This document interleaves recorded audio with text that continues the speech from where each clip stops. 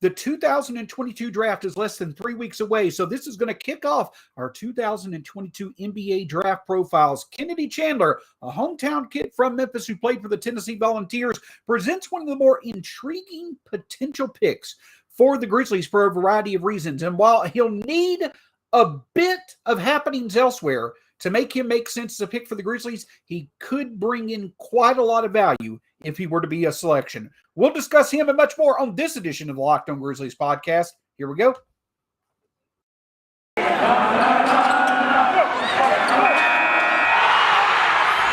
are Locked On Grizzlies, your daily Memphis Grizzlies podcast, part of the Locked On Podcast Network, your team every day.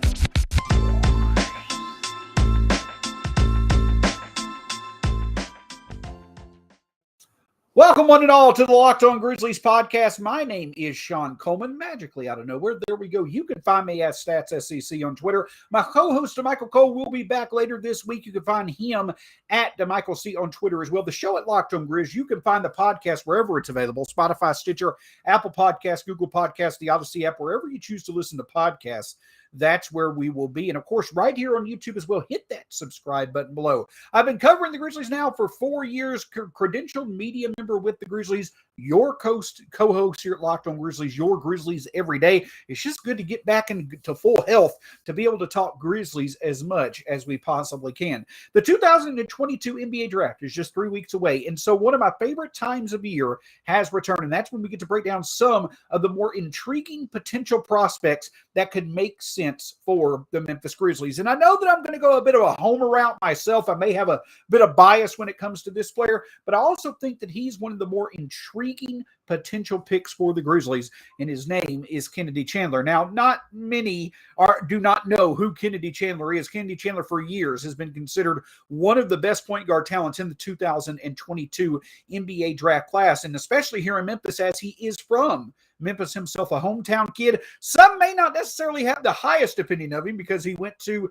play for my beloved Tennessee Volunteers instead of remaining home and playing for the Memphis Tigers. But without a doubt, it's hard to deny how good Kennedy Chandler is when he is on the court. The first thing that stands out to you when it comes to Kennedy Chandler is he's a player who focuses on making plays. He's a player who focuses on making winning plays, and he looks to do it on both ends of the court. There's a lot of good things right off the bat when you look at Kennedy Chandler, but the one thing that stands out to me is the fact that despite being 19 years old, he won't turn 20 until September. Despite being 19 years old, there is a level of maturity with Kennedy Chandler that you don't usually see in point guards his age. One of the reasons why is because you've already, with Kennedy Chandler, despite him being only 19 years old, you've got a foundation that you can trust when it comes to a traditional point guard play that a lot of times you may not sense, you may not get with other point guards who are as young as Kennedy Chandler. Chandler realizes the abilities that he has, knows how to play to his strengths. He knows that he has to overcome being on the smaller side when it comes to an NBA point guard, but he also knows that he makes up for it with athleticism, intelligence, and consistency. And that's certainly something that stands out on the court. When it comes to Kennedy Chandler, look no further than the role that he stepped right into when it came to his lone college career at the NCAA level. As a freshman, Kennedy Chandler played 30-plus minutes a night and started 34 games as the starting point guard for arguably one of the top 15 programs in the country when it comes to basketball right now. And he arguably was the best player on that Tennessee team. He made the All-SEC freshman team, was a member of the All-SEC second team, also made the All-SEC tournament team, and was the All-SEC tournament MVP. And make no mistake, Kennedy Chandler saved his best production for last, excelling in the 2022 SEC tournament and also playing an outstanding level of basketball, especially against Michigan in his last collegiate game in the NCAA tournament. But what stands out also beyond Kennedy Chandler's ability, intelligence and his consistency, his tenacity, the desire that he has to win, on the court, what stands out about Kennedy Chandler far better than anything else, in my opinion, is how quick he is in multiple levels of the game, whether it be quick hands, quick feet, quick decision-making. If you see Kennedy Chandler get space, he's going to quickly and confidently take advantage of it by trying to get to the rim. And that is the strength of Kennedy Chandler's offensive game. The strength of Kennedy Chandler's offensive game is when he gets going downhill. Now, a lot of times you'll see that being in pick and roll situations in which Kennedy Chandler can be a very effective ball handler in pick and roll type opportunities. You also see him be able to do it when he creates his own space, when he senses that he has the ability to have his defender on the ropes and he can expose. There's not many defenders who are going to be able on their heels to stay with Kennedy Chandler when he makes his first step.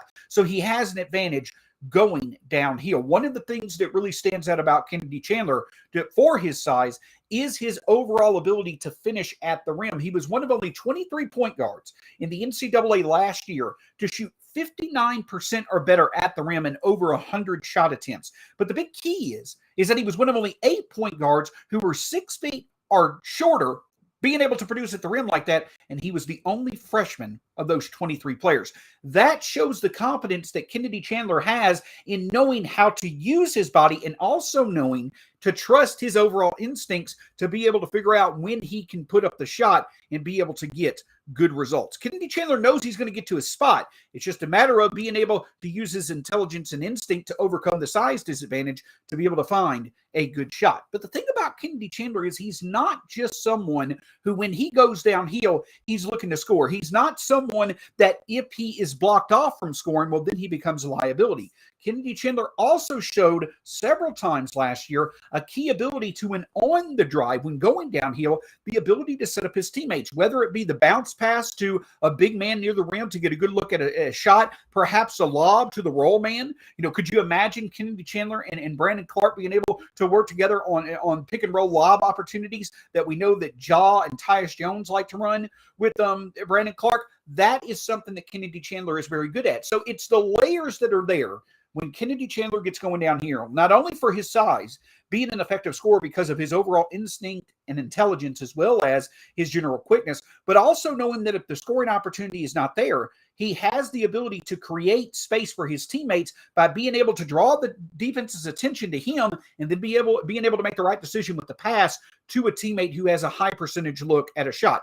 That's what you want from a point guard at the NBA level. Someone that can cause damage in multiple ways to defenses going downhill. And that's exactly what Kennedy Chandler can do. Now, the other side of things when it comes to Kennedy Chandler's offense is that he also does a pretty decent job of being able to hit his threes. Most of the time, they're going to be catch and shoot three-point opportunities, but Kennedy Chandler has a good notion to be able to know how to get open, and then when he does, he makes a quick decision to be able to shoot the three. Doesn't have the quickest release, definitely could, benefit from space and time when it comes to being a rookie and at the start of his NBA career. But if you give him the opportunity, Kennedy Chandler can hit that catch and shoot three-point opportunity. Over 38% from the field as a freshman at Tennessee. And so there definitely was plenty of positives when it came to his overall shooting from distance. So with Kennedy Chandler on offense, the thing that stands out is that when the ball is in his hands, pressure is going to be put on the defense, not only in terms of him getting downhill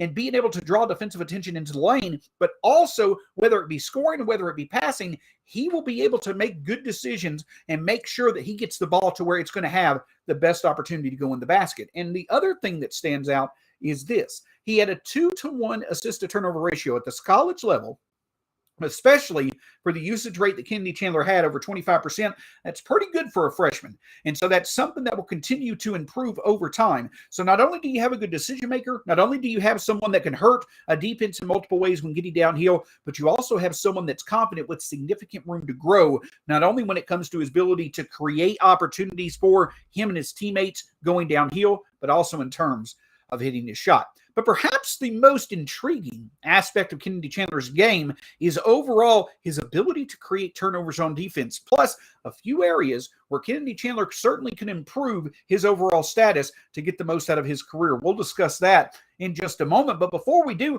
want to talk with you a bit about Prize Picks. Now, the NBA Finals is here, but it doesn't matter. Prize Picks is going to be the best way for you to go. And the reason why that is because you still have the capability of choosing a statistical category you think a player will be able to exceed, and you win 10 times on any entry, up to 10 times on any entry, and it's just you versus the projected numbers. You can make your entries in 60 seconds or less. It's that easy. And Prize Picks is safe and offers fast withdrawals. And it's not just the NBA. They have options on college basketball, college football, NFL, MLB, soccer, MMA, and more. So no matter what time of the year it is, Prize Picks is something that you can enjoy year-round.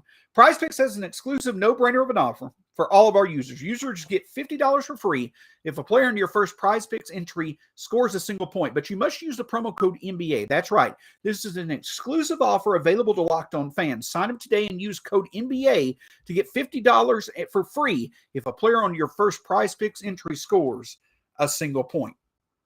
Listen, we would typically remind you that we want to definitely thank you for making Locked On Grizzlies your first listen of the day, and also want to make sure you check out a variety of different options that could be your second, third, even fourth listen of the day from the Locked On Family podcast, from the Locked On Family of podcasts. But we also want to ask you this. We have an important favor to ask of you. You, the listener, we put together a survey so we can learn more about listeners like you and make your favorite Locked On podcast even better. This is your opportunity to tell us what you like and don't like about Locked On Podcasts. Go to lockedonpodcast.com/survey right now to get started. It won't take very long, and everyone that completes a survey can qualify for a chance to win one of 10 $100 Ticketmaster gift cards. That's correct. If you take the survey, you could win one of 10 $100 Ticketmaster gift cards. To take our audience survey, go to lockedonpodcast.com/survey. That's lockedonpodcast.com/survey. And hey, thanks for your help. Listen, we want to thank you for making Locked On Grizzlies your first listen of the day. And we're going to continue these draft profiles for much of the next few weeks, talking about several different prospects that could be on the Grizzlies' radar. But let's get back to why Kennedy Chandler could make some sense. Because typically when you see young point guard talents come out of college, especially those who are freshmen, what's intriguing about them typically is their offensive upside. Their scoring ability, perhaps, their ability as a playmaker, their ability to, make exciting plays, perhaps their ability as a shooter. It's typically the offensive intrigue and upside that really stands out about point guards who are at the age that Kennedy Chandler is. But another really fun fact about Kennedy Chandler is that you've not seen many freshmen produce steals at the level that Kennedy Chandler did last year at Tennessee. 2.2 steals per game last year for Kennedy Chandler. They were the second most per game of all players in the SEC last season. As a matter of fact, Kennedy Chandler, we talk about his assists percentage as well as his steal percentage. Kennedy Chandler is the only freshman since 2008, is the only freshman to be able to have a 30% or higher assist rate and 4% or higher steal rate in the SEC. And you want to talk about some very good talents that have come through the SEC over that time frame.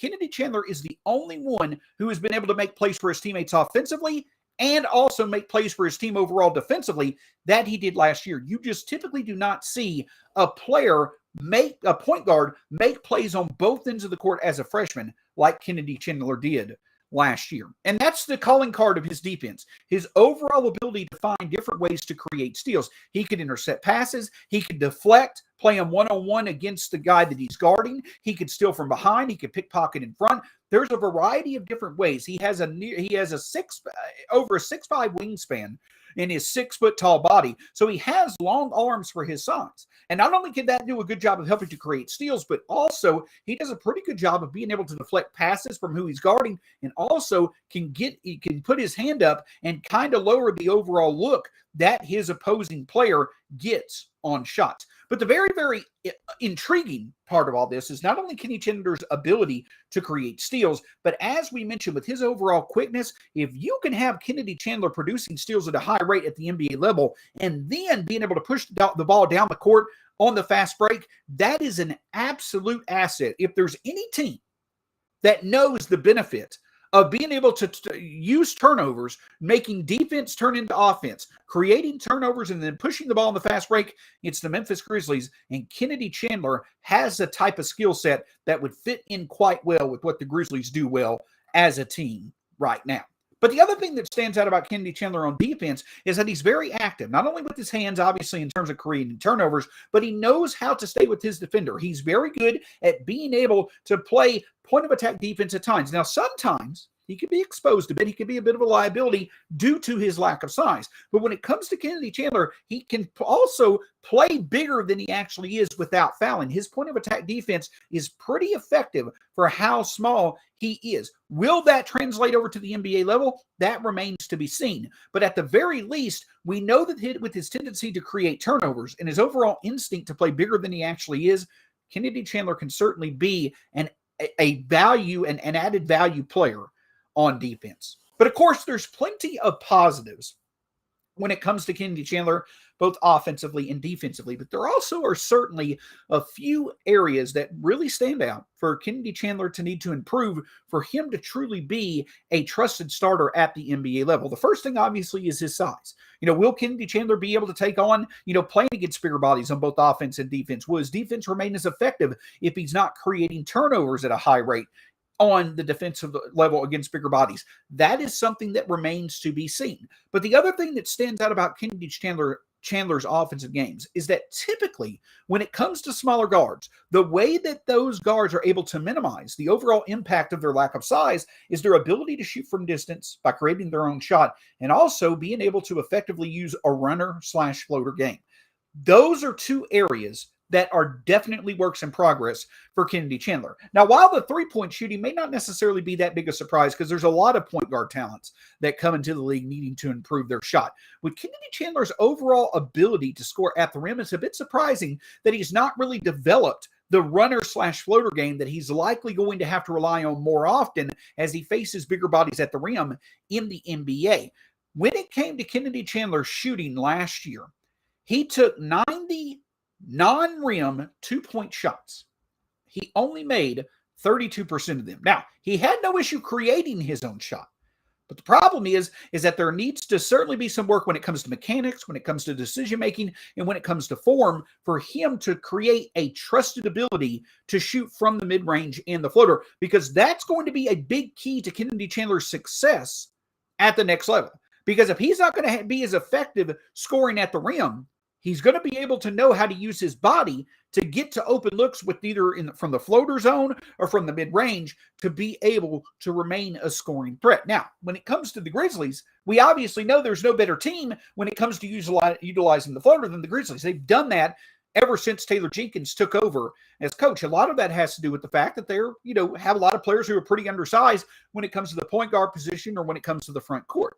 So if there's one place that could likely teach Kennedy Chandler how to develop an effective floater, it definitely would be Memphis. But the thing that stands out is that is something that will certainly need to be a part of his arsenal at the NBA level for him to really carve out a career where he's a consistent starter. But perhaps the biggest thing that will basically ultimately determine whether Kennedy Chandler is a potential backup, a spot starter, a long-term starter, will he stay in the league for 10 or more years? Ultimately, the thing that stands out for Kennedy Chandler is his ability to shoot the three. Again, catch and shoot-wise, Kennedy Chandler is a pretty good option.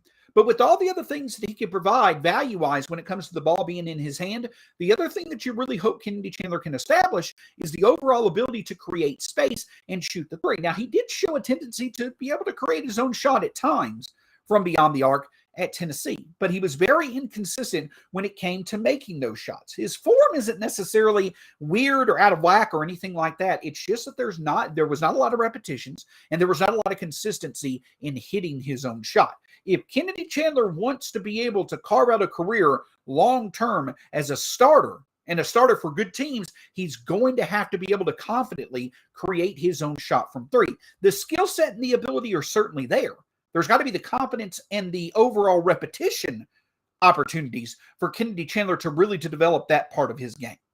And then the other thing that stands out, like I said, defensively, is that if Kennedy Chandler is not producing turnovers at a high rate, will he be able to remain a non-liability on defense? That probably is going to be a bit easier said than done as bigger players wind up being on Kennedy Chandler. We've seen with Ja Morant at times, though I think that, nothing against Ja Morant. It's just I do think Kennedy Chandler has a bit higher defensive profile coming out of college than Ja Morant did. But the point is that just like Ja Morant, who has a lean body himself, Kennedy Chandler is someone that definitely could, be seen as an opportunity for offenses to go after with bigger bodies. And so Kennedy Chandler using his instinct, his intelligence, being able to stand his ground, that's going to be a very important development for his overall career.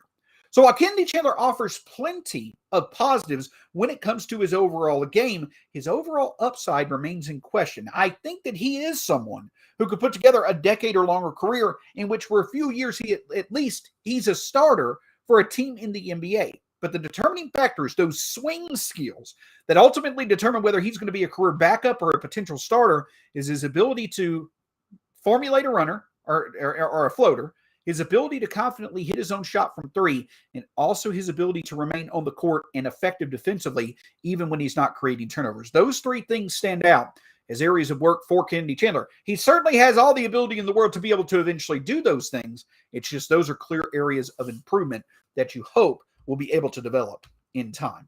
But the thing about it is this: at the end of the day, the Grizzlies' need for a point guard on the surface may not necessarily seem that obvious. But obviously the situation with Ja Morant this past year when it comes to injuries and the future of Tyus Jones when it comes to his free agency, based off how those things work out this summer, the need for another point guard and one that can be controlled on a cheap contract long term, that could become a priority for the Grizzlies. And it's going to be hard to find a better option than Kennedy Chandler.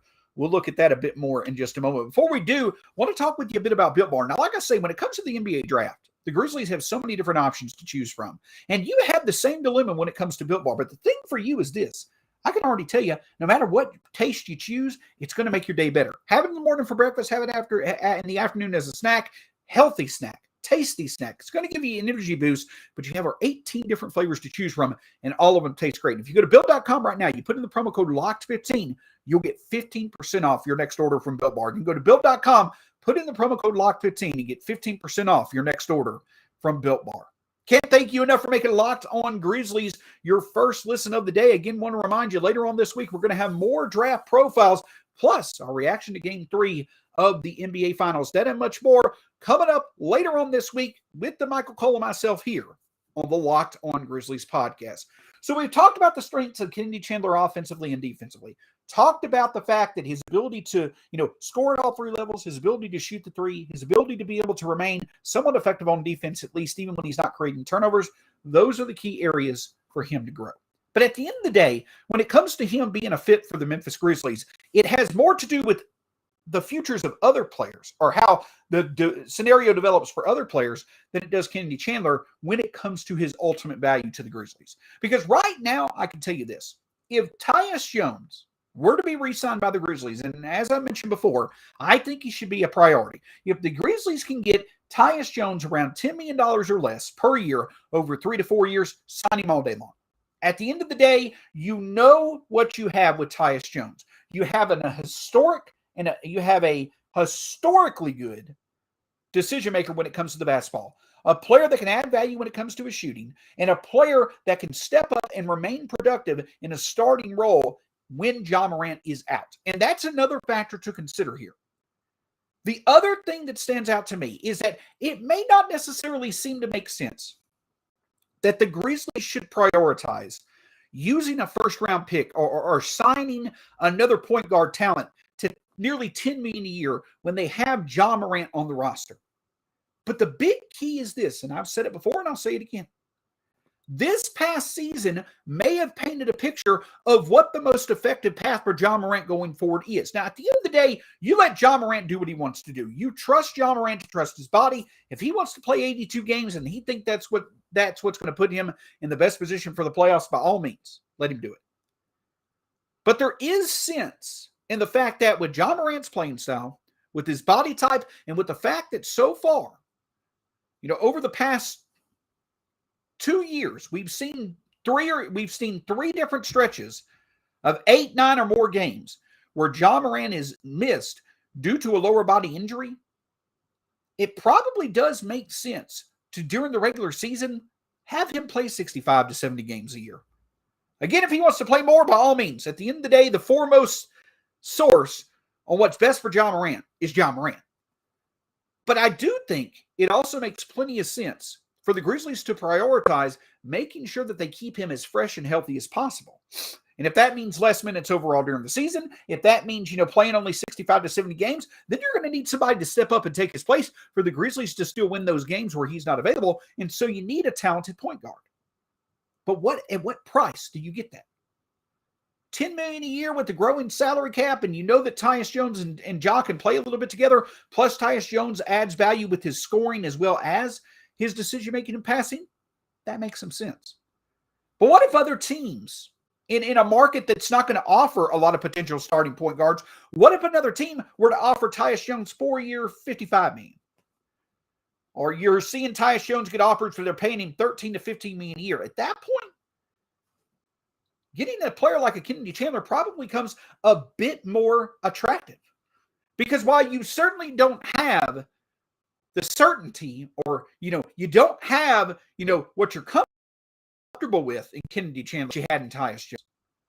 Kennedy Chandler overall can grow into that. But the biggest thing of all is this, is that instead of paying $13 to $15 million to get the level of play from Tyus Jones that you're likely going to get, is Chandler making somewhere between $2 and $3 million over the next 4 years. While he may not be as good as Tyus Jones, the value of what he's providing you at the cost that it takes to have him on the roster, is that more valuable than paying Tyus Jones $13 to $15 million a year, if that's what teams offer him? I say that's a real possibility. I say in that scenario, it makes sense. And those are the type of decisions you're going to start having to make this offseason. When you've got Jaren, who's going to average $25 million per over the next 4 years, Ja is likely over the next 5 years after this next one going to average at least probably 35 upwards of 40 per year. And then the year after that, you got to pay Desmond Bane. You've also got to pay Brandon Clark. At some point in time, the Grizzlies are going to have to, as they already have, the Grizzlies are going to have to continue to find value out of rookie contracts. And if you can get a player with Kennedy Chandler's overall instinct and intelligence, who against other opposing bench units likely can be productive early in his career, then you start carving out some value and adding Kennedy Chandler. And oh, by the way, if you want to know the top source likely of support for the Grizzlies going after Kennedy Chandler in the right scenario, if it made sense, his name is Ja Morant. Ja Morant's one of the most active NBA players on Twitter, and he is very, very consistent at supporting younger up-and-coming talents as they make their way to the NBA. Ja Morant has been very outspoken about his support for Kennedy Chandler. It seems like they've been very close for years now, especially since Ja arrived in Memphis as Kennedy Chandler was moving up the ranks when it came to being one of the top prospects in basketball. So you've also got that dynamic. The Grizzlies have shown a desire to make moves for players that have relationships off the court. Look at them going to get Killian Tilly when they already had Brandon Clark from their Gonzaga days. Look at them going to get Xavier Tillman when they already had Jared Jackson Jr., who were best friends, it seems, back at Michigan State. Look at the fact that they've added Shaq Buchanan and a few others who have had ties to Ja in the past from his days at Murray State and beyond. And now look at the fact that the Grizzlies could potentially add the best talent of all those complementary, close tie type talents to their main stars. There may not be a better option than Kennedy Chandler. So at the end of the day, I'm going to be biased, right? I'm going to tell you straightforward. I do think that Kennedy Chandler could be a valuable draft pick for the Grizzlies, but it only is going to make sense if the Grizzlies decide that Tyus Jones is going to be outpriced for them moving forward. And while the Grizzlies should certainly place a priority on paying Tyus Jones if the price is right, the Grizzlies also should not put themselves in a limited situation where they're paying Tyus Jones, where they're overpaying Tyus Jones to stay, when you potentially could get close to his production in time on a much cheaper deal in the form of Kennedy Chandler. So at the end of the day, Kennedy Chandler may not be in the top 5 players the Grizzlies are considering trading right now. But if the Grizzlies decide that long-term it just does not make sense to retain Tyus Jones in an affordable contract, then they quickly should do a 180 and realize that Kennedy Chandler could potentially be, for them, one of the more valuable selections at 22 or 29. And here's the other big thing about all this. The ties with Ja are great. The need is great. The fact that you could get Kennedy Chandler, a player with significant upside on a cheap contract for 4 years, that's all great as well. But here's the other great thing. There's enough upside in Kennedy Chandler to where if he were to be the draft pick and he comes in the development track of Taylor Jenkins, he comes under, the tutelage of Ja Morant, you also potentially could get a very valuable trade chip in time. If Kennedy Chandler comes in and develops, as we all know, he will certainly have the opportunity to, from one of the best development tracks in the NBA right now. That's the other thing that stands out. You hear me talk a lot about the fact that the Grizzlies should not necessarily start throwing picks away to get current talents. Because number one, they got to be, mindful of expenses. But number two, the Grizzlies should put a lot of value and have a lot of confidence in how good they develop talent over the past few years. And for that reason, if the Grizzlies feel that they've got a draft pick that they could bring into their system that can fit a need, but also has significant upside to be a very, very important role player for them moving forward, they should move the trigger without hesitation. Again, Kennedy Chandler may not have the most or the highest upside that many others who potentially will be there at 22 or 29 will have. But when it comes to the combination of fitting an immediate need, being able to contribute immediately, ties to your main star already, and the fact that there's enough upside there to validate the Grizzlies making the long-term play with their draft pick, plus also getting the bonus of filling in a need right now, that could really make Kennedy Chandler a valuable pick. At the end of the day, I probably put Kennedy Chandler being on the radar maybe at 25 to 30. Again, if you keep Tyus Jones, it probably doesn't make much sense to add another traditional point guard at the caliber Kennedy Chandler could be to the roster.